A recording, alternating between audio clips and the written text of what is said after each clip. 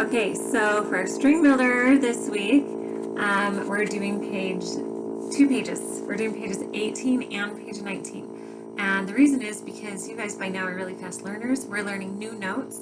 We're learning the notes on the G string. So when you play those notes and do these exercises, you'll be able to learn it really fast because you've already learned how to learn those, right? With all of the notes on the A and the D. So the first one is G. So pay attention. The printer's printing funny things. I don't know what in the middle of nowhere. Okay, so on page 18, I want you to like violas and cellos for you. This is going to be, your staff. You have your 5 lines, okay, your 5 lines, and you'll have your own clef sign right here. But your 5 lines, your G is going to be in the lower half of your staff. This one on the treble clef, can you see how you guys, we know that G goes 2 lines lower, and do you remember what those lines are called? They're called ledger lines, okay? So we have 2 ledger lines, and then the space below the second ledger line is a G, and then if you look, the next new note, it also has 2 ledger lines, but the second one is on the line. Can you see that? So that's going to be your first finger A for the violins, and it's also first finger A for violas and cellos, but it's in a different place on your staff. So look at your staff and look where that is. Okay, and then you're going to play this line, and then I also want you to play this line because this one's going to mix it up.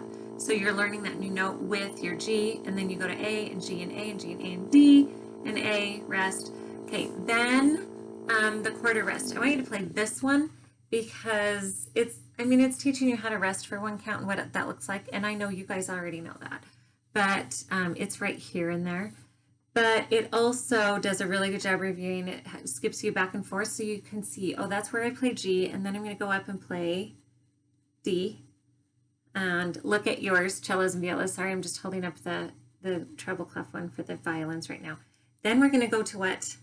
It's going to go to A. Look at the first note in your second measure. It's going to go to A and then back up to D. And then G again, and then you're going to practice notes on the D string. So that's really good just to know that you can play this whole song. It's kind of cool. Then we have 2 other songs on here. I like them both. I would love for you to play them both. You don't have to, if you want to play them both in the same practice, great. If you want to play one on one day and then the next day that you practice, do this one, and just switch back and forth so that you're not sitting there for too long practicing if you don't like to practice this for very long. But I want you to play through it at least 3 times, whichever song you choose. One of them, The Thoughts of Christmas, is going to put in a lot of slurs, so you also get to practice slurring. Okay, so, and violas and cellos, you have this too. You'll have slurs and half notes. You have to count. Like, it's really good. It's only 1 line, but it's really good because you're counting, you're playing your new note, plus mixing it up with other notes, plus playing your slur that you just learned.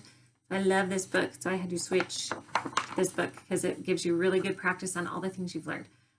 Good Morning, super fun, simple song too. It looks longer. It's a longer song. It's got 3 lines, right? More measures. But it doesn't have slurs. It has 1 slur right towards the end. So also you get to practice the slur, but you got to think about it, right? Because you haven't been playing it, and then all of a sudden, bam, there it is, right? So I want you to practice those. Then go to page 19, and if you want to do this like the first 3 days you practice and you get really good at it, and then go to page 19, you can do that. Or if you want to do it all in 1 day, and then every time you practice, you can do a song this day, and the next day do a song over here. Actually, we're only going to here.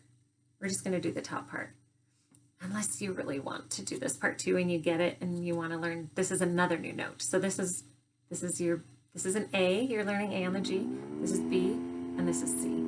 So we're just going to learn A and B this time. So just these top lines. So it just starts out with half notes, and I want you to play it because I want you to count it. And you can get an app that's a metronome app that you can have it playing, or set the metronome if you have one, or if you have an electric piano, those have metronomes too, it'll just tick. Or you can count in your head, or have your mom like 1, 2, 3, 4. Just count so that you're going 1, 2, 3, 4, 1, 2, 3, 4. Now this is your new note, B. Okay, so it's got one ledger line and it's below it. So you've got to pay attention to how that looks different than G. So G is lower, but also it has 2 ledger lines. B only has 1. So violas and cellos, you won't have that problem. Just memorize which line or space it is, starting from the bottom right, so that you know where your B is. Now that's 2nd finger for violins and violas and 3rd finger for cello. Okay, so you're going to play this line, and then we only have one song to practice with this new note, and it's called the Tap Dancer. And this one is excellent. What I would like you to do is get your pencil. I'm trying to find a pencil. I have a pen sitting here, but I need a pencil. Get your pencils. If you came to the store when I was there on Friday, I gave you pencils. If you did not come to the store and pick up your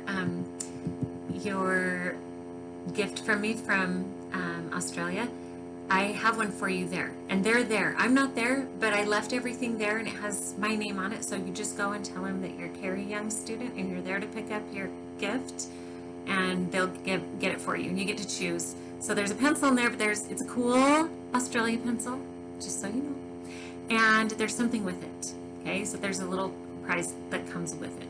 But you have a pencil, and I gave you pencils because I want you to use them with your music, okay? So sharpen them, and you can use them. And if you do use it, let me know, and I'll give you an extra Mozart money, okay? Then I know you watched this. So when you're doing this, I want you to go through and I want you to circle all the rests, okay? So we have a rest here and a rest here. Then we have a note and a rest here and a rest here. Now something that's different about Tap Dancer, look at the time signature. Can you see that? Right there? It's a 3 on top. The 3 on top means, you know, there's only 3 counts in each measure before it has the measured bar, okay? So we have 1, 2, 3, 1, 2, 3. So instead of over here where we count 1, 2, 3, 4, or 1, 2, 3, 4, and then we have that line, over here it has a 3, so we're just going to go 1, 2, 3, right? And then the line 1, 2, 3, 1, 2, 3. So you got to count those. They're nothing. You don't play them, but you have to count not playing anything, right? 1, 2, 3, and circle all of your rests. And then, like this song is 2 lines long. See, it says written here, number 85. And you know the end of a song by the double bar. There's no double bar right here. That means you keep on going. And then it's right here. That means there's 2 lines, right? So that means the end of your song. So you've got to play 2 lines on that one, okay? So do those this week and get really super awesome and good at that, because next week we're gonna do something even harder.